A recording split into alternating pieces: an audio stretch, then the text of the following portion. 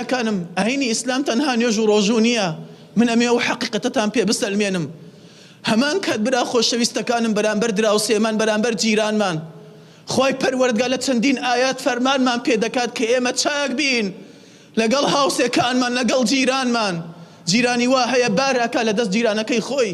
جیرانی وا هەیە هەنێک کەس بە منی گەیاندووە دەڵێ مامۆستا ناوێری خێزانەکەم دەرچێ زبڵێ فرێدا بە شۆرتێک و فانیرەیە لە پێش دەرگا وەستاوە.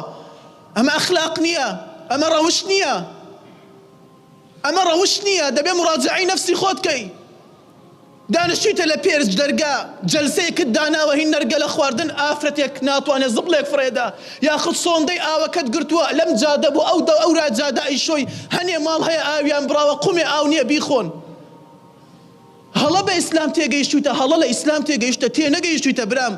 ئیسلام معاملەیە، ئیسلام ڕەوشت بەرزیە، ئیسلام ئەخلاقە پێش ئەوەی کەوا نوێژ و ڕۆژوو بێت. ئەو نوێژ و ڕۆژۆ بۆ خۆتە.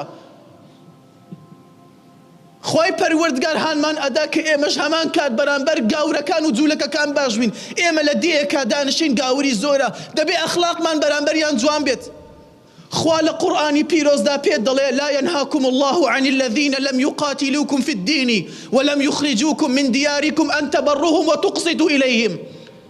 خوا پێ دەڵێ، خوا دەڵێ نەهیتان لێ ناکات کە بەرامبەر ئەو بێدینانەکەوە غەیری دینی ئیسلامن مادەم جەنگتان لەگەڵا ناکەن، مادەم تەعەداتان لێ ناکەن کە ئێوە باش بن لەگەڵیان. خوا پێت دەڵێ باش بە لەگەڵ گاورەکان و جوولەکەکان مادەم جەنگت لەگەڵا ناکات.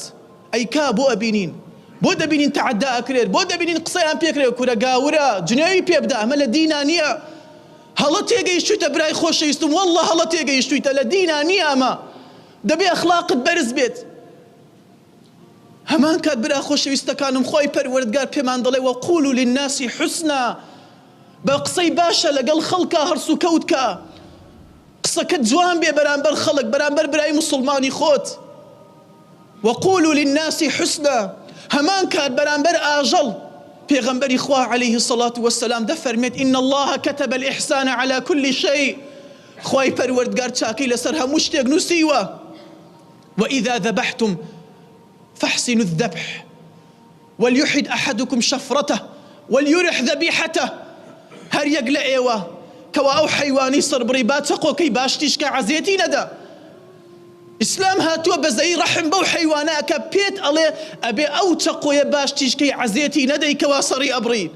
ئەی چ جا بەوەی کەوا ئێستا مرۆڤ سەر ئەبڕێت، چ جا بەوەی کەوا سوکاتی بە مرۆڤ ئەکرێت.